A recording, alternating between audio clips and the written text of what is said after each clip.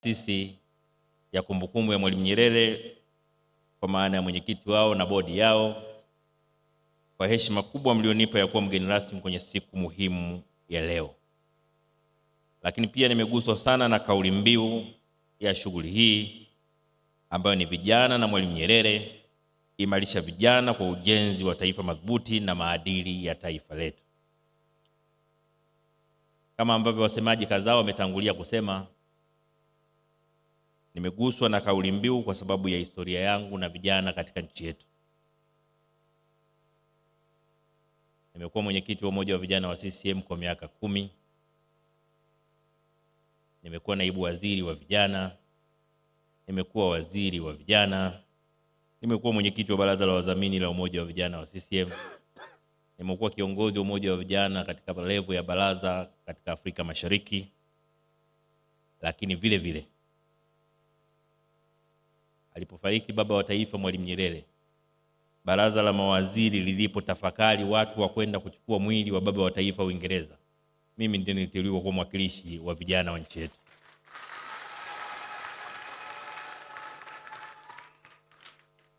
Sasa katika CV zangu anataja habari zangu, anataja zaidi waziri, naibu waziri.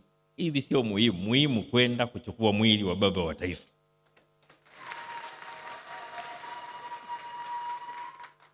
Wakati nikipewa heshima ile na baraza la mawaziri, katika level ya familia sikuwahi hata kuruhusiwa kufanya shughuli ndogo, lakini nchi kaniamini.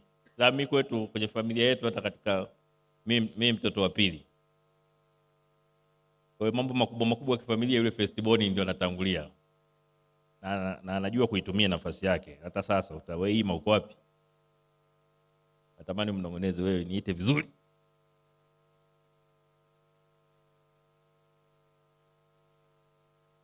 Lakini tunamfahamu vipi baba wa taifa? Na mimi nataka niseme kwa namna tofauti kidogo, sio sana, kama unaanzaje kumtambua mtu ni mtu wa aina gani. Kwanza unaangalia yeye anawapima watu kwa namna gani. Na mimi baba wa taifa naanza kumpima katika siku aliyotangaza kifo cha mwanamapinduzi Edward Moringe Sokoine aliyekuwa waziri mkuu. Katika hotuba alizowahi kutoa baba wa taifa Mwalimu Nyerere, hotuba fupi kuliko zote ilikuwa siku alipotangaza kifo cha waziri mkuu Edward Moringe Sokoine tarehe 12 mwezi wa 4 mwaka 1984. Baba wa taifa Mwalimu Nyerere aliliambia hivi taifa: ndugu wananchi, leo saa 7 mchana ndugu yetu na kijana wetu Edward Moringe Sokoine, waziri mkuu wa Jamhuri ya Muungano wa Tanzania, alipokuwa akisafiri kutoka Dodoma kurejea Dar es Salaam, gari yake ilipata ajali. Amefariki dunia. Huo ulikuwa mwisho wa hotuba ya Nyerere. Na baadaye sisi tunaopenda chunguza tukataka kujua kwa nini hotuba yake ilikuwa fupi. Mimi nilipochaguliwa tulikuwa mwenyekiti wa umoja wa vijana wa CCM, nilipata nafasi ya kuzungumza naye, nikamuuliza, kwa nini hotuba yako ilikuwa fupi? Tulitegemea pengine kwenye hotuba ile ungeeleza mambo mengi kuhusu Sokoine, kuhusu alifanya hivi. Akasema ile hotuba yangu haikuwa ya moja kwa moja, haikuwa mubashara, ilirekodiwa. Nilirudia mara 9. Kila nikianza hotuba kilio kinanikatiza. Nalia upya. Kwa hiyo inabidi nitulizwe kwanza nianze tena. Na mwisho nikashauriwa sasa, wataalamu wale wanapima anaweza kwenda dakika ngapi. Mwisho wakagundua nusu dakika anaweza kumaliza bila kulia. Ndio wakaweka ufupi ule wa hotuba. Na anasema sikuwa namlilia Sokoine wala sikuwa naililia familia yake, nilikuwa naililia nchi yetu. Nyerere anakuambia nilifanya uchunguzi wa kina kumtafuta Mtanzania ambaye ni mwaminifu pasipo mashaka yoyote katika kutumikia nchi yake. Mtanzania ambaye hakuna namna yoyote unaweza ukampa rushwa na akaipokea. Akasema Sokoine, ukitaja tu rushwa anasikia kichefuchefu. Anasema nilikuwa natafuta Mtanzania ambaye hakuna namna anaweza akafanya ubadhilifu wa mali ya umma. Nilikuwa natafuta Mtanzania ambaye anatanguliza mbele maslahi ya nchi yake kuliko kitu kingine chochote. Na katika vigezo vyote vya uzalendo wa mtu kwa nchi yake, nilikuta Sokoine ni nambari 1.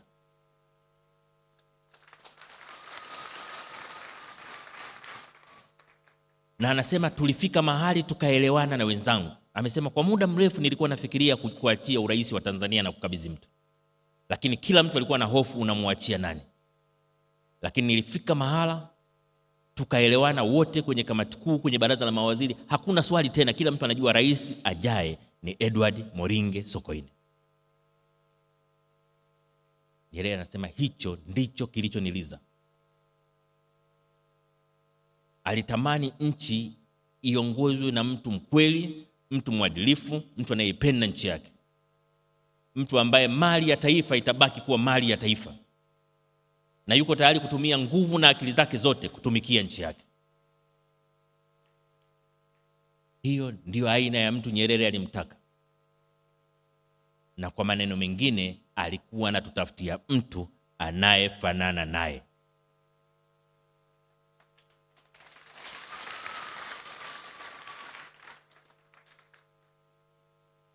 Waliokaa na Mwalimu wanajua. Wanasema alikuwa rais wa nchi yetu, lakini alikuwa anaishi maisha ya kawaida. Hakuwa na mbwembwe za urais. Hakuwa na akili ya ubadhilifu kwa nchi yake. Ndio maana hata leo hivi, katika watu ambao hata rais wetu akisikia kuna tatizo nyumbani kwa Mwalimu Nyerere, unahangaika haraka, kuna tatizo gani? Rais wetu hata leo anahangaika haraka kwa sababu anajua Nyerere hakutumia nafasi yake kwa faida ya familia yake. Alitumia nafasi yake kwa faida ya nchi. Ndio maana kuna mtu mmoja aliwahi kujitokeza akasema, Nyerere ametunza fedha nje ya nchi. Nyerere aliongea siku moja kwa uchungu akasema, I don't have a single penny abroad.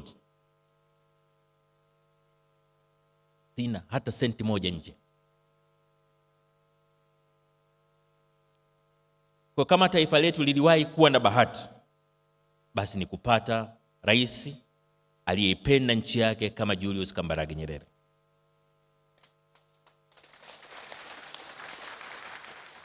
Kama taifa letu liliwahi kuwa na bahati, ni kupata rais aliyechukia rushwa kama Julius Kambarage Nyerere.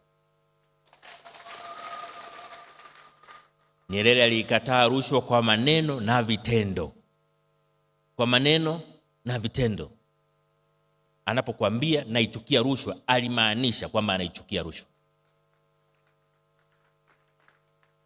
Lakini vile vile taifa letu lilikuwa na bahati ya pekee ya kupata mtu aliyepinga kwa maneno na kwa vitendo matumizi mabaya ya madaraka.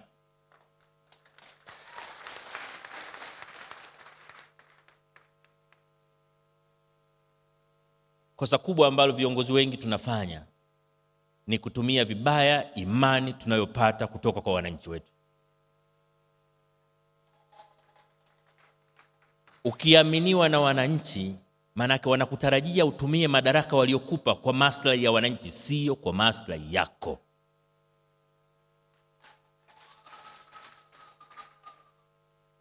Baba wa taifa Mwalimu Nyerere alikuwa wa kipekee sana katika hili. Na ndio maana alikuwa miongoni mwa viongozi wa kwanza kusema kila mwananchi awe na haki ya kupata elimu ya msingi bure, kila mwananchi. Na kuanzisha utaratibu wa UPE, Universal Primary Education, ambapo kila Mtanzania alikuwa na haki ya kupata elimu ya msingi. Na kwa kweli wakati wa Mwalimu hakuwa na masiara. Kama hutaki kwenda shule utapelekwa na polisi. Alitaka watu wake wote wasome, alitaka watu wote waelimike. Lakini vile vile baba wa taifa aliamini kwa dhati katika utu na uhuru wa binadamu. Na ndio maana baada ya uhuru wa nchi yetu, baba wa taifa Mwalimu Nyerere alilielekeza taifa letu katika vita vya ukombozi wa bara la Afrika. Hakuna nchi ambayo imepata uhuru baada ya Tanganyika ambayo haitambui mchango wa baba wa taifa, ama kwa maneno, ama kwa fedha, ama kwa rasilimali zingine katika kusaidia uhuru wa nchi hiyo. Na ndio maana tunaheshimika sana duniani kwa mchango wa baba wa taifa katika kutambua ubinadamu na utu wa binadamu duniani.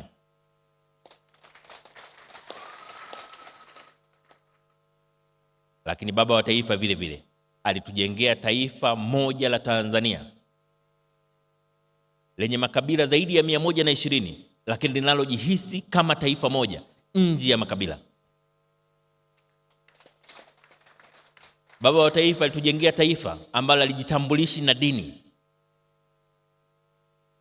Uwezi ukapita mahala unajigamba, mimi kwa sababu ni Muislamu naomba mnichague, mimi kwa kuwa ni Mkristo naomba mnichague, au mimi kwa sababu ni Sunni naomba mnichague, au kwa sababu mimi ni Shia naomba mnichague, au mimi kwa sababu ni Anglikana naomba mnichague, mimi kwa sababu ni Mkatoliki naomba mnichague. Mwalimu alitufikisha tukaona mawazo ya namna hiyo ni ya kijinga. Kafanya taifa letu liwe taifa moja lenye mshikamano kama taifa.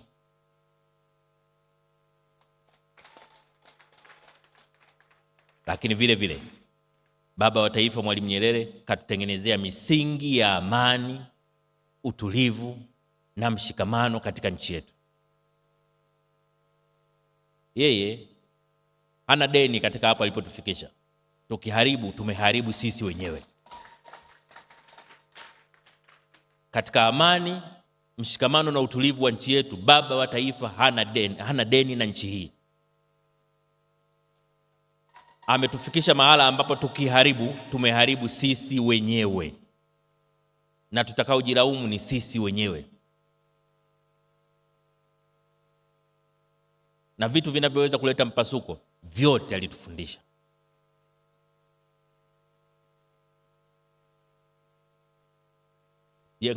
Ukiendekeza mambo ya ubaguzi wa dini, kabila, eneo mtu analotoka, rangi ya mtu, ukipuuza maendeleo ya watu, ukapuuza usawa katika jamii, ukaacha vyombo, ukaruhusu baadhi ya watu wasitende haki, unatengeneza vyanzo vinavyochochea mipasuko katika jamii. Mwisho hatutakuwa na taifa lenye mshikamano, hatutakuwa na taifa lenye umoja. Ni dhamira ya serikali ya awamu ya 6 ya Rais Samia Suluhu Hassan kuendeleza mshikamano na umoja ambao baba wa taifa aliujenga.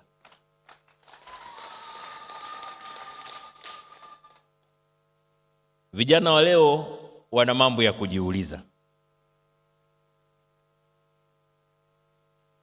Miaka mingi imepita toka baba wa taifa ametuongoza. Je, tutaulinda umoja aliotuachia? Je, tutakuwa waadilifu kwa nchi yetu na kukataa vishawishi vyote vinavyotutoa kwenye uadilifu kwa ajili ya nchi yetu? Kukataa vishawishi vya rushwa, kukataa vishawishi vya matumizi mabaya ya nafasi zetu? Je, tuko tayari kutumia elimu tuliyopata kwa faida ya nchi yetu, au tunataka kwa ajili ya maslahi yetu binafsi peke yake? Haya ni baadhi ya maswali ambayo vijana wa leo wanatakiwa wajiulize. Kwa hiyo ni wito wangu kwa vijana na kwa taifa letu kwamba tusimame na tuseme kwamba tutaulinda umoja wetu kwa nguvu zetu zote.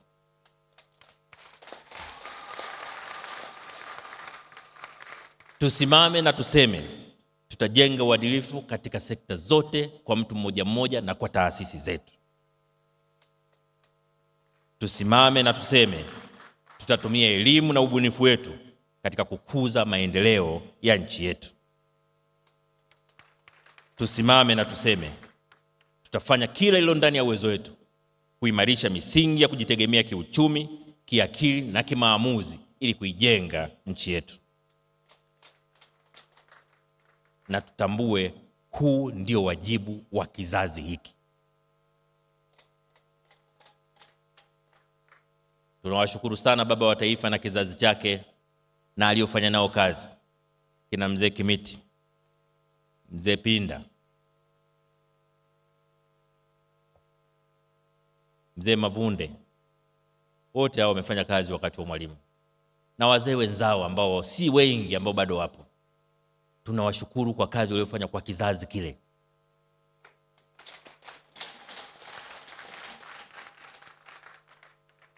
Sisi tuliowapokea na nyinyi mnaotupokea sasa, tuwe tayari kufanya kazi ya kizazi hiki, ili baada ya miaka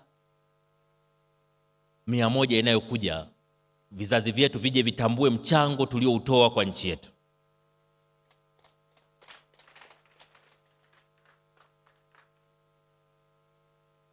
Nilikuwa naangalia saa hapa, bado nina masaa 2.5.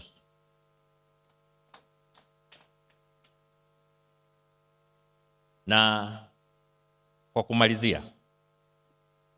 kumalizia, taasisi ya kumbukumbu ya Mwalimu Nyerere, hii kumbukumbu mnaifanya kwa mwaka wa 5 sasa. Kwa dhati ya moyo wangu mimi nawashukuru sana.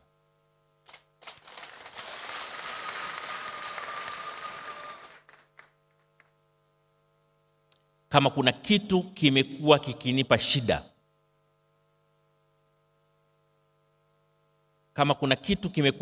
shida, sana kama mtu binafsi na kama muumini wa siasa za Mwalimu za kupenda nchi yake, ni kuweka kumbukumbu ya Mwalimu Nyerere siku ya kifo chake.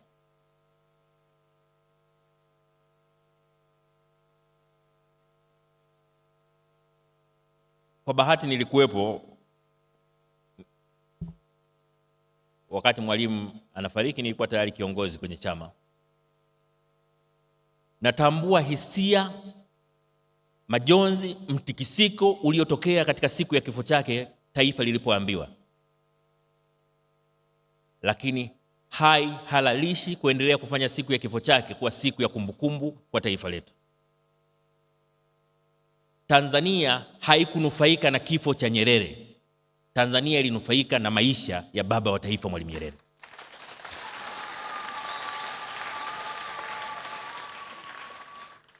Naamini ni wakati muafaka sasa tuanze kutafakari, je, tunasherehekea kifo chake au kuzaliwa kwake?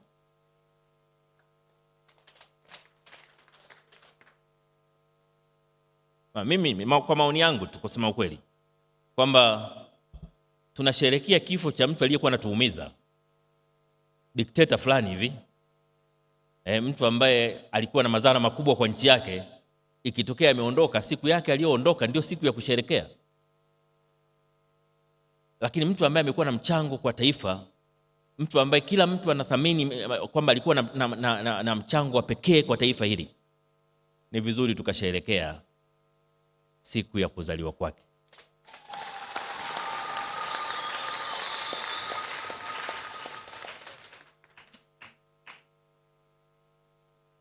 Ni tofauti pengine na hata Wakristo wana Ijumaa Kuu, wanakumbuka kufa kwa Yesu, lakini kwa sababu Biblia inasema kama Kristo asingelikufa msalabani, imani yetu yote ni bure. Lakini sisi hamna sehemu inayosema kama Yesu, kama Nyerere asingekufa, uhuru usingepatikana. Kwa hiyo naamini katika ngazi za maamuzi sasa tuanze kulifikiri kwamba hili nalo ni wazo, kwamba siku ya kuzaliwa baba wa taifa iwe ndio siku muhimu kuliko zote tunapotaka kumkumbuka baba wa taifa Mwalimu Nyerere. Kwamba tumenufaika na maisha yake, na tunapofanya ile siku inakuwa siku ya kusherehekea.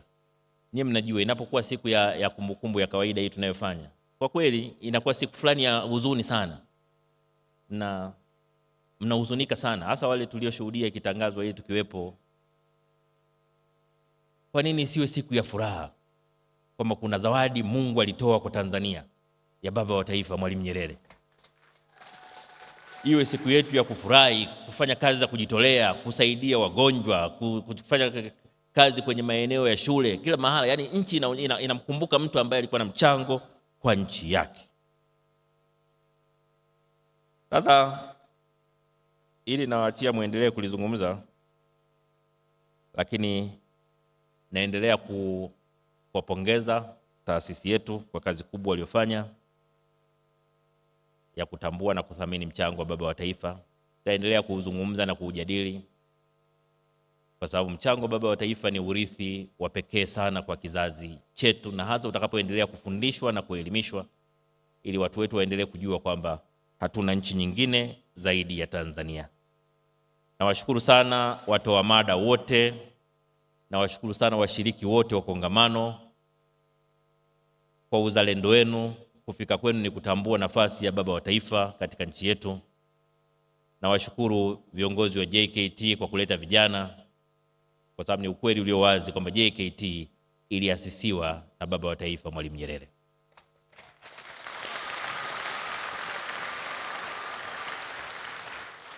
Na wao wakiwa sehemu ya warithi wa jambo hili jema, ni vizuri kushiriki katika matukio ya namna hii. Baada ya hayo, masaa matatu yamekamilika, na washukuruni sana kwa kunisikiliza. Mungu ibariki Tanzania, Mungu ibariki Afrika. Asanteni sana.